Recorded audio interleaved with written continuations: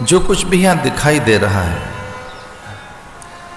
धरती, अंबर, अग्नि, जल, वायु, आकाश, प्रकाश, निहारिकाएं, नक्षत्र, देह और भिन्न भिन्न प्राणी,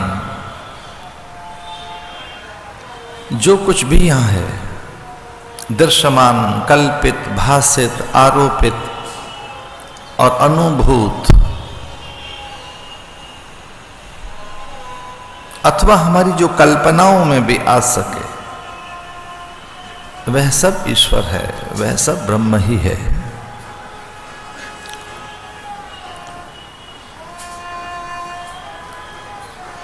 इसे धरती से आकाश और उसकी ऊर्जा, प्रकाश, वायु, प्राण, स्पंदन, चेतना और जितने प्राणी हैं, ये सब ईश्वर की वैविध्यता है, ईश्वर की विविधता है, उसी के अनेक रूप हैं। कोई एक बहुत अनेक होकर अनेक रूपों में बटा हुआ है। शास्त्र कहते हैं अनेक रूप रूपाय विष्णवे प्रभ विष्णवे। जो अनेक रूपों में है, विविध रूपों में, वैविध्य रूप में है, वो एक ही है। शास्त्र कहते हैं कोई एक है जो अनेक हो गया है, अनेक प्रकार से, जिसमें नानात्व है, जिसमें रोज नयापन है, नूतनता है, जो रोज बदलता है, हर पल बदलता है। इसलिए किसी एक तत्व में आकार की दृष्टि से नित्य परिवर्तन है और ये जगत परिवर्तनशील है। यहाँ की प्रत्येक वस्तु, पदार्थ, दृश्य, घटनाएं बदलती हैं। हम में कोशिकाएं, रक्त कणिकाएं, पाचक रस, हमें निरंतर आने जाने वाले श्वास, प्रश्वास,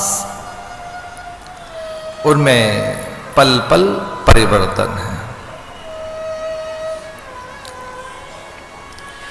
संसार का अर्थ ही है जहां नित्य परिवर्तन है, नित्य नित्य जहां आकार बदल रहा है। इसलिए शास्त्रकार कहते हैं अनेक रूप रूपाय विष्णवे प्रभ विष्णवे। अंडज, पिंडज, स्वेदज, उद्भिज, जलचर, थलचर, नभचर में जितने जीव हैं और उनकी वैविध्यता है, इस जगत में जैव सत्ता जितने भी रूपों में बटी है, वह जगन्नाथ है। इस विश्व में जो कुछ भी व्यापक है वह विष्णु और विश्वनाथ है।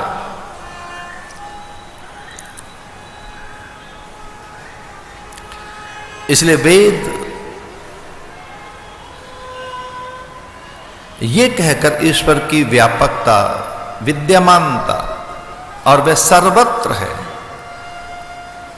सर्वशक्तिमान है, ये कहकर सिद्ध करते हैं सर्वम खलु इदम ब्रह्म। इदम ये, सर्वम खलु इदम ये सब ब्रह्म है, ये सब ईश्वर है। सर्वम खलु इदम ब्रह्म।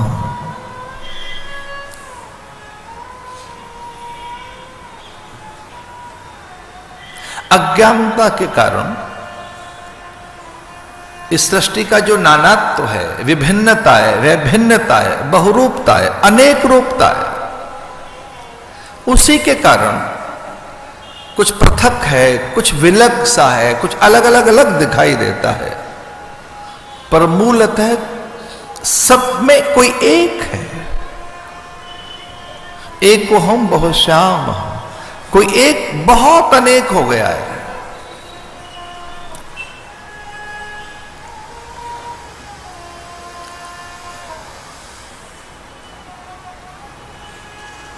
और वो जो एक अनेकता है, वो इस सृष्टि का वैशिष्ट ही है। जैसे कोई एक चीज बहुरूपों में दिखाई देती है, जैसे कोई वृक्ष का एक बीज, उसमें गोंद, छाल, वलकल, छाया, हरितिमा, गंध, सुगंध, मकरंद, तना, काष्ठ, आर्द्रता, शीतलता, औषधीय गुण, उसमें छिपे प्राण, इतना सब बीज में छिपा है। बस उसे उन्नत उर्वरा संपन्न धरा चाहिए, और जैसे ही उसे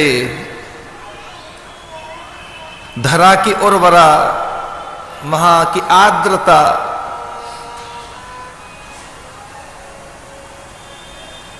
और किंचित प्रकाश, अंकुरित होने के लिए कुछ वायु, प्राण जैसे प्राप्त होते हैं, वो बीज बहुरूपों में फिर प्रकट होने लगता है।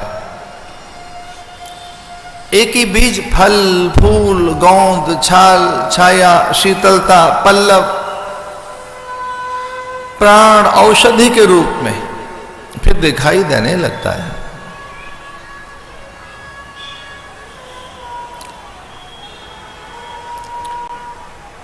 पर ज्ञान की दृष्टि से तत्वतः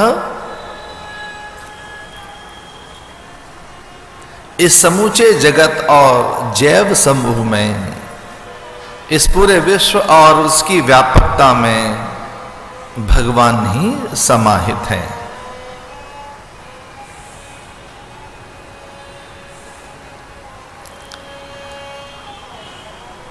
अज्ञानता के कारण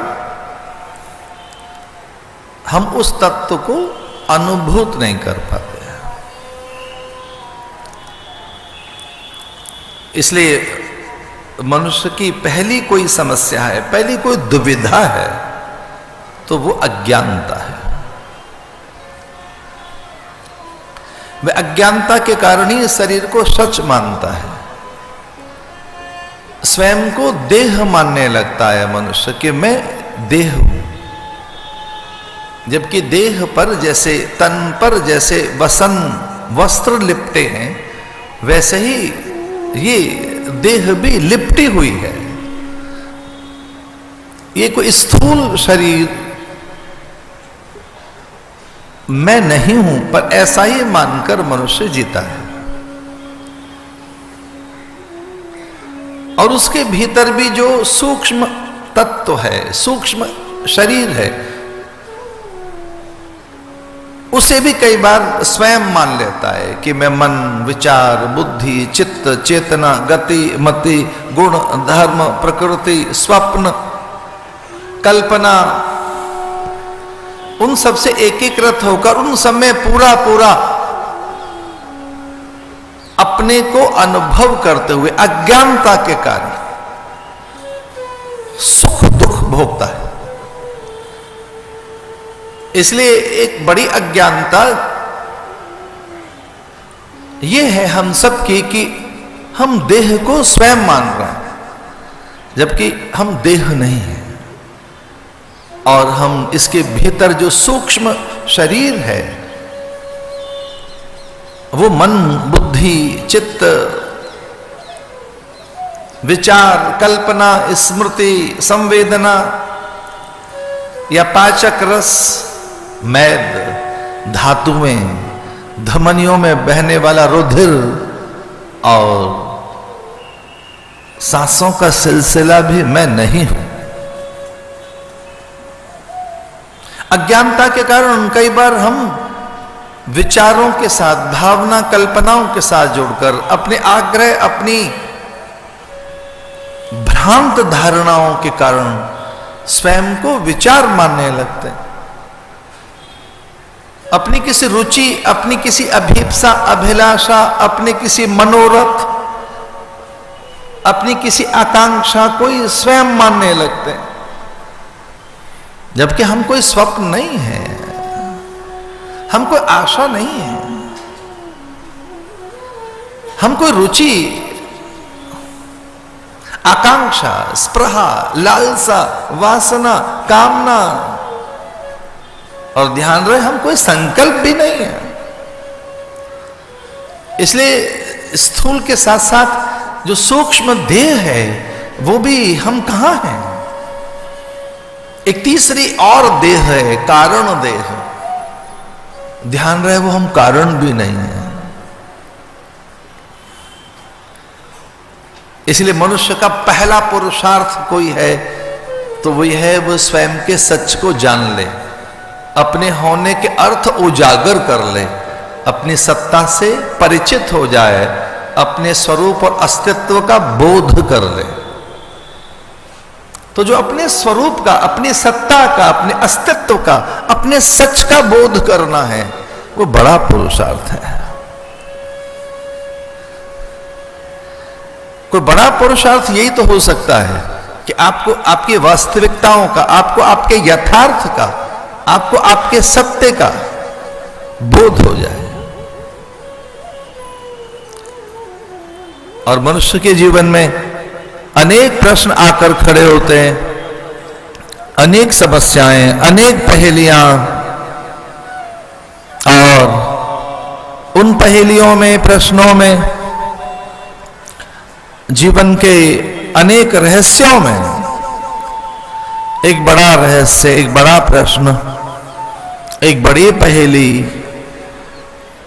तब से है जब से मानवीय अस्तित्व है। और वो प्रश्न है को हम, मैं कौन हूं।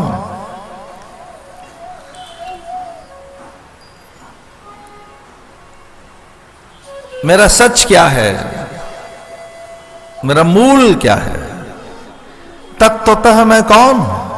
क्योंकि देह तो बदलती है, जन्म के साथ कुछ और है, और जब इसमें विकास हो तो कैशोर्य, तरुणाई, यौवन, प्रौढ़ता,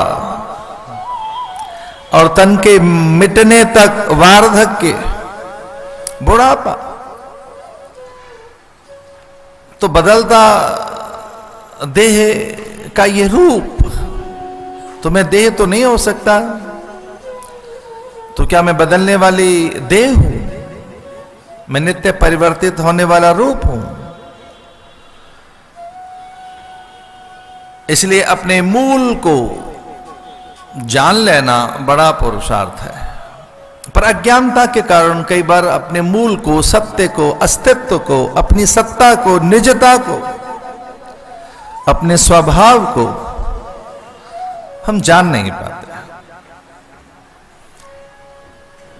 इसलिए ये कहा जा सकता है कि अज्ञानता बड़ी समस्या है, बड़ी चुनौती है, बड़ी बाधा है, और उसी से अनेकों दुख पैदा होते हैं। जीवन के जितने दुख हैं वे सारे अज्ञानता की कोख में पलते हैं। शास्त्र बड़े विश्वास के साथ ऐसा कहते हैं कि सभी दुखों की जननी अजानता है, अज्ञानता है, भ्रम है, संशय है। संशय आत्मा विनश्यति। विकास उसका रुक जाता है जिसके आसपास संशय है, संदेह है, भ्रम है, जिसके पास भय है, शोक है, और ये सब अज्ञानता की कोख से पलने वाली सत्ता है। ये अवसाद, और इस अज्ञानता के लिए जो पहला साधन बताया गया वो श्रवण है। वेद ऐसा कहते हैं कि पहला कोई साधन है विकास के लिए, उन्नयन के लिए, उन्नति के लिए, उत्कर्ष के लिए। जीवन सफल हो, सार्थक हो, जीवन में सिद्धि आए और इसे पूर्णता प्राप्त हो, इसके लिए कोई पहला साधन है तो वो श्रवण है। भद्रम कर्णेभिः शृणुयाम देवा,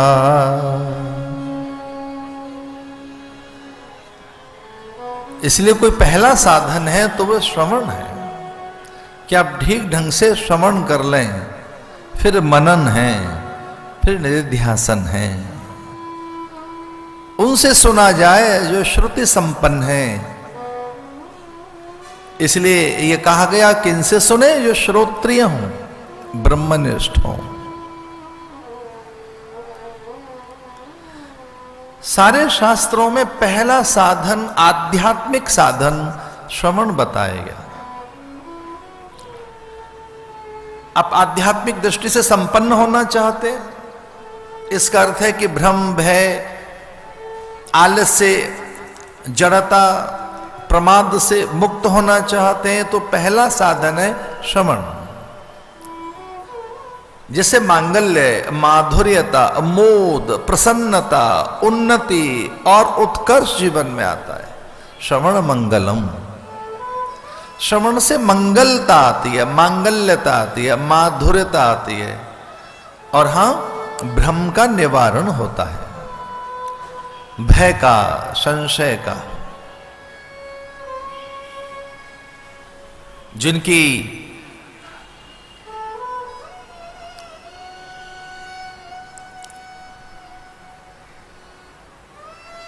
सत्ता ब्राह्मी थी, ऐसे गरुड़ जिनके पंख से वेदक ध्वनि निकलते थे, और जब उन्हें भी भ्रम हो गया, बड़ा भ्रम, बड़ा संशय,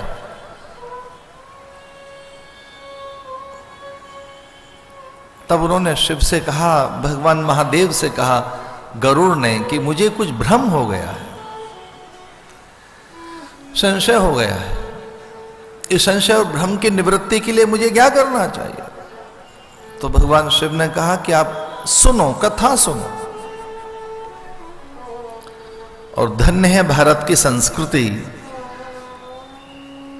जो कथा में पशु, पक्षी, परिंदे, वनस्पति, पाद, पल्लव, बयार, बादल, धरती, इन सबको जोड़ती है। आप कल्पना कर सकते हैं कि एक उत्तम कोटि के पंछी ने निम्न कोटि के पक्षी से कथा सुनी, काक भुसुंड से।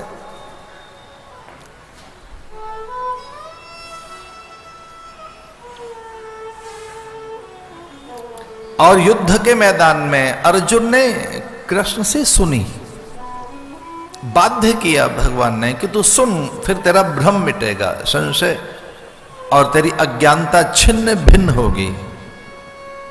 मोह के कारण तू लक्ष्य से दुर्लक्ष्य है, जो करना चाहिए वो नहीं कर रहा है, ये मोह के कारण है। और सुनकर फिर अर्जुन ने ये बात कही, नष्टो मोहा स्मृति लब्धा करिष्ये वचन तप।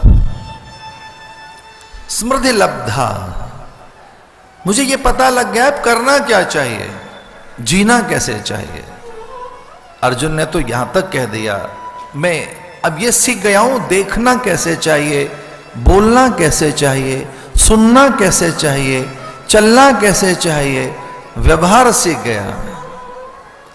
हे देव, आपने मुझे व्यवहार में भी कौशलता दे दी, बाह्यांतर पवित्रता दे दी है, मुझे दृष्टि मिल गई है, अब मुझे आंखें मिल गई हैं। तो कई बार शब्द प्रकाशक होते हैं, वे उजियारा पैदा कर देते हैं। शब्द में आलोक छुपा होता है, शब्द में प्रकाश छुपा होता है, और शब्द ये आखिर प्रकाशक सत्ता है, उद्घाटक सत्ता है।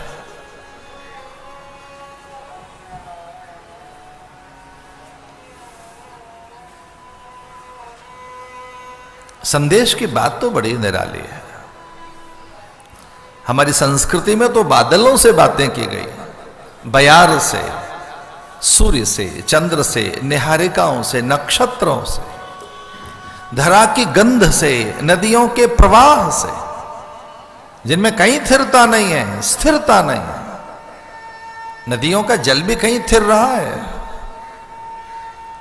पर उन बुलबुलों से, बुदबुदों से, नदियों के प्रवाह से संदेश भेजे गए कि नदियां वहां जाकर हमारे संदेश को पहुंचाना। जो एक जैसी कभी नहीं बहती, ऐसी पवन जो कभी पूरब से, कभी पश्चिम से, कभी उत्तर से, कभी मंद हो गई, कभी खो गई, उस पवन के झकोरों को भी संदेश वाहक बनाया गया है। बादलों को मेघदूत, मेघ को दूत बनाया गया कि दूर वहां जाकर हमारा संदेश देना। जो एक जैसे कभी नहीं रहते। बादल है क्या? आर्द्रता, कुछ गीलापन, कुछ सीलापन है क्या बादल? बादल तो केवल एक वाष्प का घनीभूत पुंज है, ठहरी हुई, इकट्ठी हो गई कहीं भाप है, वाष्प है, जो कभी भी बयार से बिखर जाती है। पर ज्ञान की ऊंचाइयां आप देखिए, संवेदनाओं की प्रखरता आप देखें, संकल्प की पवित्रता और उसकी सिद्धि आप देखें कि बादलों को जो बातें कही गई, बादलों ने वो बातें पहुंचाई, बयार ने, नदियां ने। पूर्णिमा के दिन चंद्रमा में छवि देखकर संदेश भेजा गया है। चतुर्थी के दिन, एकादशी के दिन, द्वितीया में तो प्रणाम की भावना की गई। प्रत्येक दिन सूर्य को प्रणाम करने का, अर्घ देने का अर्थ भी यही है कि सूर्य नारायण का प्रतिनिधि है। इसलिए अर्घ देकर और अपने प्रणाम, संवेदनाएं, प्रार्थनाएं, भावनाएं, समर्पण पहुंचाया जाएगा।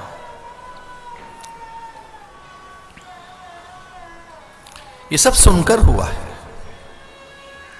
ये बड़ी अद्भुत कला है।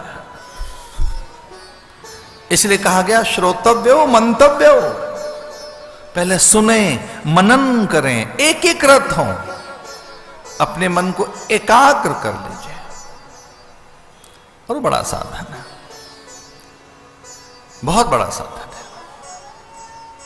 एकाग्रता बड़ा साधन है। चित्त की जो अवस्थाएं हैं उनमें सबसे उत्तम कोटि की अवस्था एकाग्रता है। आपकी भी कोई एक अच्छी से उत्तम कोटि की अवस्था कोई है तो मूढ़ता तो नहीं कही जा सकती, भ्रम भय संशय तो नहीं कहा जा सकता, म्लानता ग्लानि तो नहीं कही जा सकती, वो क्षोभ या कोई आपके भीतर का शोक उत्तम कोटि की अवस्था तो नहीं कहा जा सकता। फिर उत्तम कोटि की अवस्था क्या है? एकाग्रता। और बड़ी चीज है एकाग्रता। उसे तो योग का परिणाम बताया। उसमें कहीं आप निर्णय कर पाते हैं, अच्छा निश्चय कर पाते हैं, आप चयन कर पाते हैं। एकाग्रता के बाद ही तो अच्छी रचना, धर्मिता सिद्ध होती है, सृजनशीलता सिद्ध होती है, आपसे कुछ अच्छा प्रकट होता है। आप एकाग्र ही नहीं है तो आपके निर्णय, आपके निश्चय, आपका चयन, आपके भीतर की विचार प्रक्रिया वो बहुत सही नहीं होगी, वो बहुत स्वाभाविक नहीं होगी, वो बहुत सार्थक नहीं होगी, उसके परिणाम बहुत अच्छे नहीं आएंगे। इसे बहुत एकाग्रता के साथ सुनने की बात कही गई है।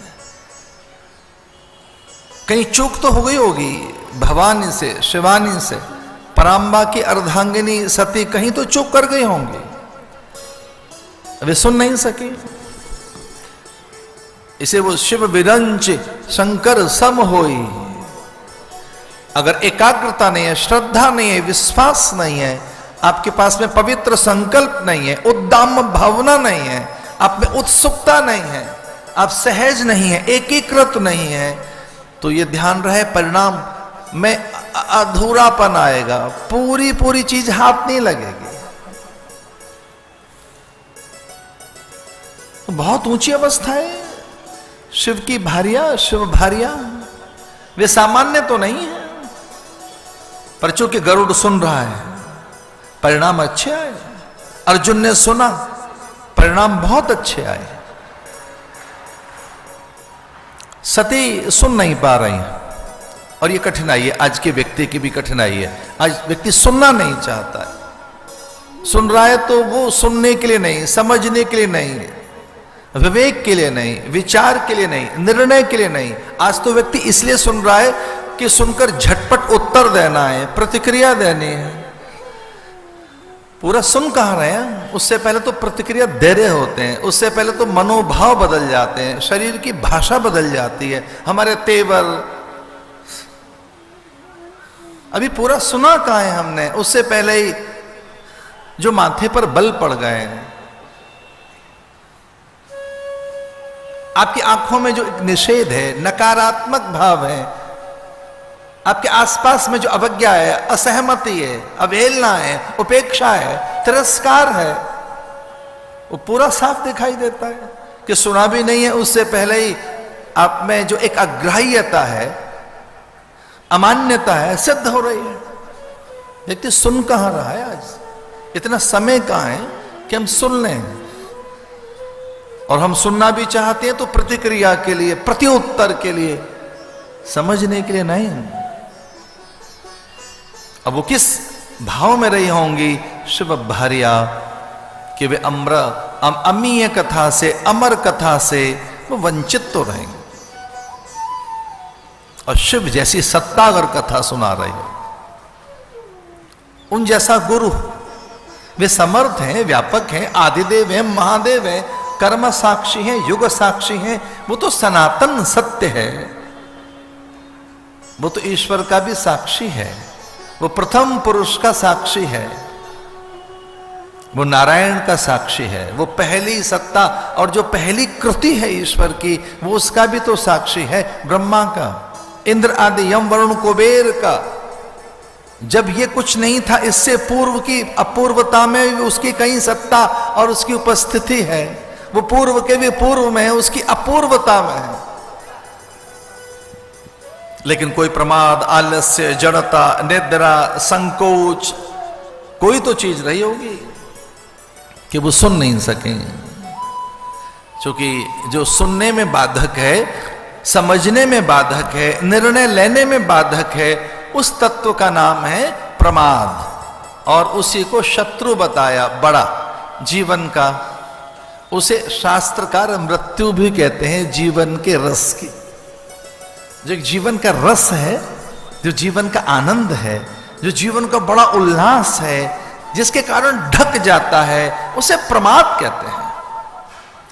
कभी शत्रुओं की गणना करने चलो तो ध्यान रखना, उसमें कहीं पड़ोसियों का नाम ना हो, परिजनों का नाम ना हो, मित्रों का नाम ना हो। ना ना ना ना, वे कभी नहीं हो सकते शत्रु। शत्रु तो प्रमाद है, आलस्य है, अज्ञान है, अवसाद है, भय है, दुश्चिंताएं, हताशा है, नैराश्य है, अकर्मण्यता है, जड़ता है। एक ढेर हैं शत्रु, गिनते जाइए, जो भीतर ही छुपे हैं। वो अनियंत्रित काम है, उससे उपजने वाला अनियंत्रित क्रोध है, जो न संभाला जा सके लोभ है, जो अकारण हम में आसक्ति और उसे पुष्ट करता रहता है, वो मोह है, और बिना किसी कारण के जो हमें हमारे सत्य और दूसरों के सद्गुणों से वंचित रखता है, उसका नाम अभिमान है, आत्ममुग्धता है कि हम ही अच्छे हैं बस। आत्ममुग्धता, आत्मशलाघा, आत्म प्रशंसा, ये इतने शत्रु कम है क्या? ये तो बहुत है। और इनकी जड़ समझ आ जाए, इनका निराकरण, इनके निवारण के लिए कहीं कोई साधन आरंभ हो जाए, तो जीवन का रस हाथ में आएगा। फिर उसका सौंदर्य, उसका सच, उसकी व्यापकता फिर समझ में आती है। प्रणवो धनु सरो ही आत्मा ब्रह्म तरु लक्ष्य मुच्यते अप्रमत्तेन वेदव्यम सर्वत तन्मयो भवेत्। इस वेद मंत्र के माध्यम से मैं कथा की भूमिका तैयार कर रहा हूं। अप्रमत्तेन वेदव्यम सर्वत तन्मयो भवेत्। इसलिए साधक की, विचारक की, उपासक की, स्वाध्यायी की और जैसे उन्नत कोटि का जीवन जीना हो, जिसे जीवन की सफलता अर्जित करनी हो, सार्थकता अर्जित करनी हो, उसके लिए पहला साधन है अप्रमत्तता। अप्रमत्तता, प्रमाद रहित। स्वाध्याय के प्रमाद को तो शास्त्रकार मृत्यु कहता है। और सच मानिए, जीवन की बहुत सी श्रेष्ठताएं, ऊंचाइयां, उन्नतता प्रमाद के कारण ठहरी हुई है। आलस्य के कारण, मूढ़ता जड़ता के कारण, मन का चांचल्य या मन की मूढ़ता या जड़ता ही तो बाधक बनी है। जीवन की बड़ी उन्नति अगर हाथ नहीं लगी तो उसमें बाधक कौन है? अपना अभिमान, जड़ता, शठता, मूढ़ता, हठधर्मिता, अज्ञान, अपनी जिद और देह की आत्ममुग्धता ने हमें घेर के रखा है। बस इतने कहीं कारण बन गए होंगे। सती सो गई, शिव ने कथा सुनाई, कथा संपन्न हो गई, और वो ठीक ऐसे ही रहा कि जैसे चातुर्मास की वर्षा हो और छत पे रखा घड़ा रीता रह जाए। जबकि चातुर्मास की वर्षा में तो कितने जलाशय भर जाते हैं, सरोवर भर जाते हैं, झीलें अपना धैर्य तोड़ देती हैं, गांव की ओर दौड़ने लगती हैं। नदियां कहां संयम रख पाती हैं, उनके तट टूट जाते हैं भारी वर्षा में। पर छत पे रखा हुआ घड़ा रीता है, क्योंकि औंधा है, आकाश की ओर पीठ किए बैठा है। अगर उल्टा घट रखा है और घड़े का मुंह धरती की ओर है, एक बूंद पानी की नहीं आएगी। घड़े को जरा सीधा करके रखो तो आकाश से आने वाली सारी बूंदें कुछ देर में घड़ा भर जाएगा।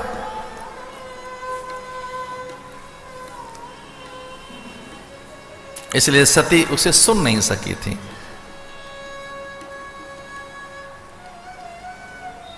ये बादलों के साथ की बातें हैं, ये इतनी सूक्ष्म और संवेदनशील हैं कि निहारिकाओं के साथ, नक्षत्रों के साथ उनकी भनक आपके कानों में सुनाई दे सके। वहां की हलचल, वहां का जीवन, वहां की संवेदनाएं, वहां का सच, उसे आप जान सकें इस कथा के माध्यम से। ये दर्पण है भाई, ये साधन है। इससे बड़ा और क्या साधन होगा? भागवत से बड़ा कोई अनुष्ठान है भी नहीं, जो कि साक्षात भगवान स्वयं है। ये भागवत भगवान का वांग्मय स्वरूप है, आखर रूप है, शब्द रूप है। और हम तो प्रतिमाओं के पूजक हैं,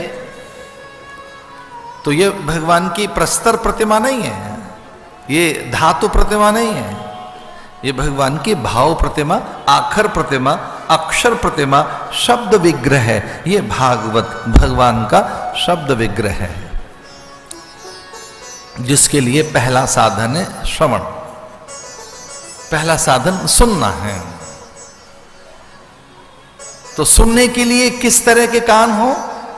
जिनके श्रवण समुद्र समान। ऐसा कहा गया, कथा तुम्हार सुभग सरनाना। समुद्र जैसे कान बना के रखें, भरई निरंतर होए न पूरे। निरंतर आप सुनते रहें। समुद्र जैसे कान चाहिए। कपिलो गज करुण का, जो भगवान गणेश के जो कान हैं वो बड़े हैं, आंखें छोटी हैं, लंबोदर हैं, अधिक पाचन के लिए। तो पहला साधन है श्रवण। श्रवण मंगलम तव कथामृतम तप्त जीवनम कविर्भीड़ितम कल्मषाप। सुनकर अनेक कल्मष, भय, भ्रम, संशय दूर होते हैं। और मनुष्य की कोई पहली कठिनाई है तो वो भ्रम है, संशय है, अज्ञान है, आलस्य, प्रमाद है। और उसे चुनौती देकर अगर कोई सुन सके, क्योंकि पहला साधन ही श्रवण है। वेद ने पहला साधन बोलना नहीं बताया, देखना नहीं बताया, पहला साधन ही सुनना बताया है। और इसलिए वेद कोई सुनने की चीज है, पढ़ने के लिए नहीं है। वेद जो आदि ज्ञान है, वेद वो सुना जाता है, उसे श्रुति कहते हैं, और वो कान से सुना जाता है। उसके लिए भीतर के भी कुछ कान चाहिए, विश्वास के कान, उसके लिए श्रद्धा के नेत्र चाहिए। आइए गुरुजनों का ध्यान करते हुए कथा में चलते हैं इस एक चौपाई के साथ।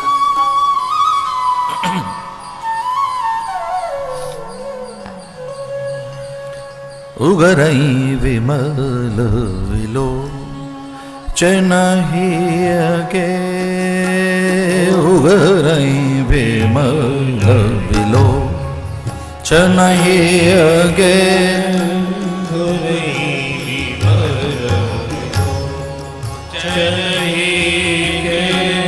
मिटाए दोष दुख भव रजनी के, मिटाए दोष दुख भव रजनी के।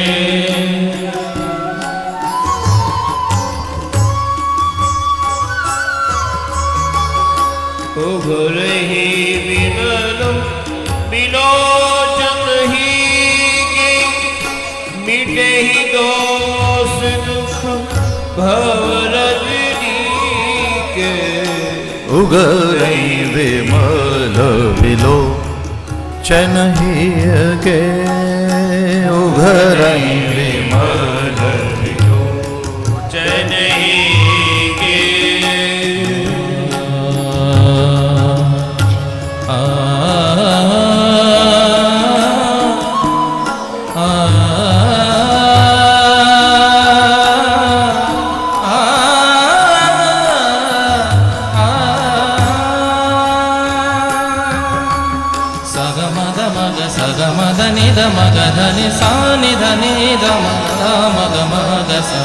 उगरई विमल विलो चनहि अगे, उगरहि विमल विलो चनहि के। मिटाए दोष दुख भव रजनी के, मिटाए दोष दुख भव रजनी के।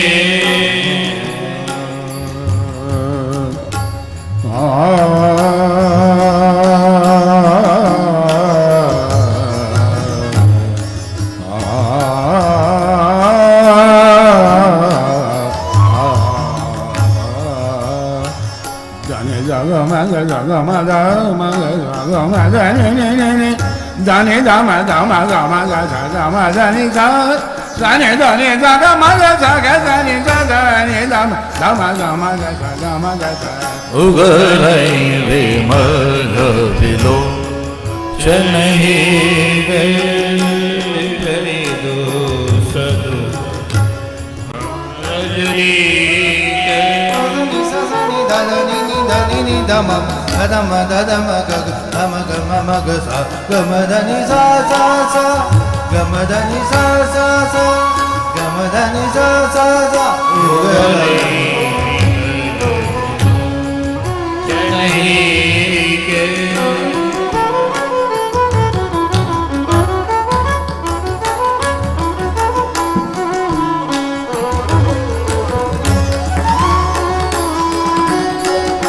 उगरहि विमल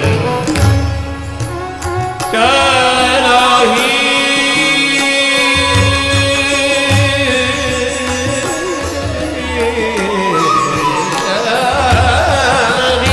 के। उगरहि विमल विलोचन ही के, मिटहि दोष दुख भव रजनी के। उगरई विमल विलो चनहि अगे, उगरई विमल चनहि के। Mama dama ga sa dani sa dani da dani ga dama ga ga dama dama ga sa dama dani dani dama dama dama ga sa dama dani sa dama ga sa ga dani sa dani dama dama dama ga sa dama ga sa. उगरई विमल willow चनहि के। दोष दुख रजनी के उभरई विमल विलोचन ही विजय दोष दुख भवन रे उभरई विमल विलोचन ही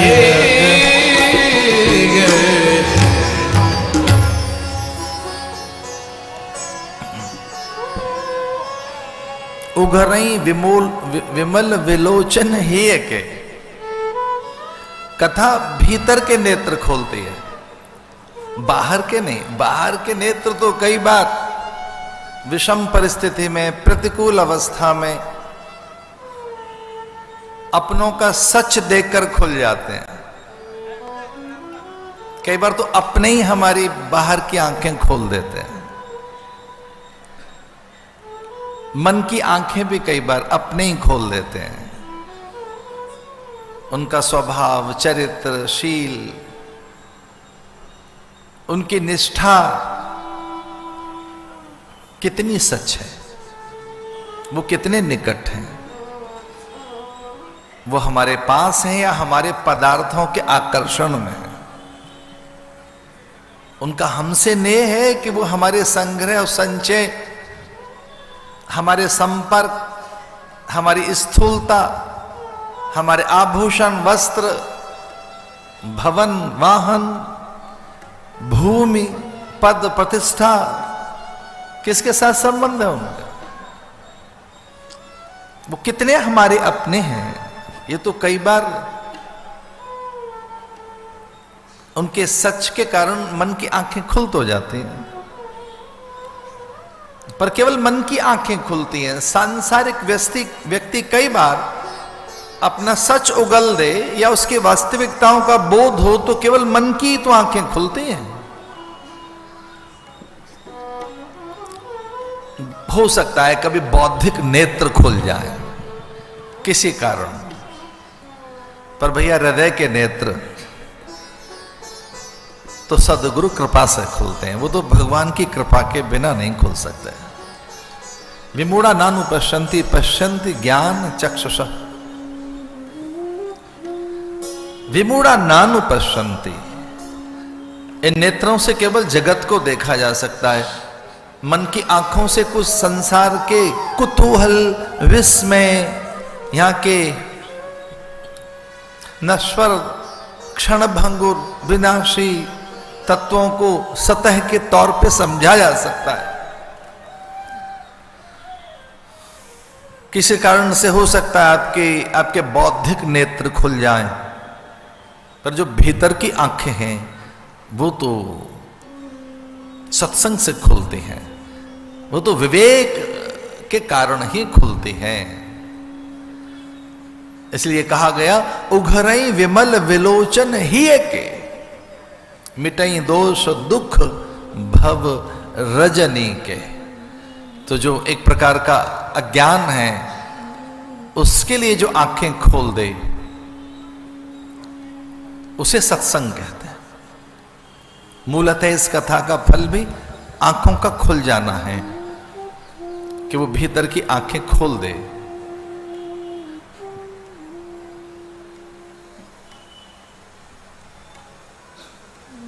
पूर्व काल में नैमिषारण्य में इस कथा का आरंभ माना गया है। यह कथा गीतात्मक, घटनात्मक, उपदेशात्मक, स्तुत्यात्मक, लयात्मक, भावात्मक, ध्येयात्मक है। स्तुति कैसे करें भगवान की, संवाद कैसे करें अपनों से, दूसरों से, प्रकृति से, स्वयं से, ये कला भागवत सिखाती है।